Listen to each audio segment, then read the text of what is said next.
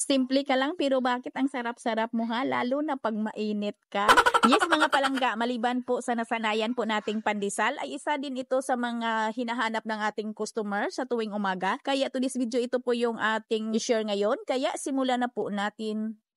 So dito sa ating mixing bowl ay pagsamasamahin po natin yung ating 150 grams ng ating sugar, 35 grams ng ating baking powder, 10 grams ng ating yeast, 15 grams ng ating rock salt, 70 grams ng ating powdered milk, 1 tablespoon nating vanilla, 1/3 cup ng ating mantika at 120 grams ng ating shortening, and then haluin lang po natin yan.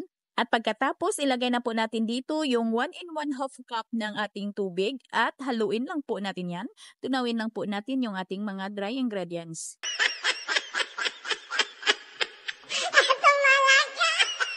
And then ilagay na po natin dito yung 700 grams ng ating third class flour, 300 grams ng ating first class flour, at haluin lang po natin yan. At kailangan mga palangga, yung ating tubig dito ay tansyahin lang po talaga natin kasi hindi po tayo magkapariho ng brand ng ating harina. Ang kailangan po natin dito na dough ay hindi gaanong katigasan at hindi rin gaanong kalambot. Ang kailangan po natin dito ay mababa lang po talaga yung hydration ng ating dough.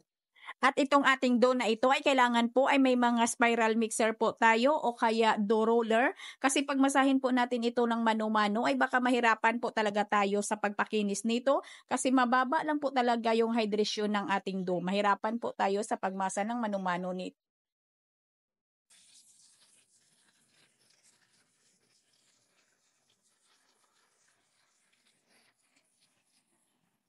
At pinutol ko lang po ito sa 38 to 40 grams at 5 piso po yung bintahan namin dito.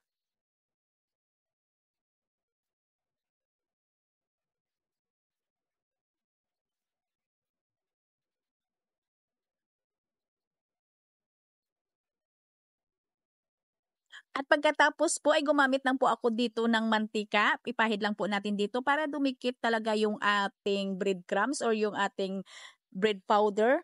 At yung ating mantika na ito ay nagdagdag malinamnam din sa ating pandesal at naging crispy talaga yung kanyang ibabaw. Yung aking breadcrumbs or yung aking bread powder na ito, yung mga tustig ko lang po na mga putol-putol, ginawa po nating breadcrumbs. Tinurog po natin at sinala ng pino na salaan. At isalansan lang po natin. At ito mga palangga ay pahingain or i-rest lang po natin ito ng 1 oras bago po natin ito isala. At nang napahinga na natin ito ng mga 1 oras, ay ilutuin natin ito sa may preheated oven na 200 degrees Celsius for 15 minutes. At ito na mga palangga, yung finished product po ng ating putok pandesal. Ayan na po, ang bango-bango. Alam yung mga palangga, ang sarap nito ha, lalo na pag mainit pa. Ang lambot niya, kainin na parang, ang crispy talaga ng ibabaw. Pagkatapos, medyo siksik po siya. Para yung kagatin mo ay malambot lang po pagkagatin mo. Tapos, yung loob niya ay masiksik. At tapos, yung labas niya ay crispy. Basta masarap ito lalo na pag mainit pa. Ulit-ulit.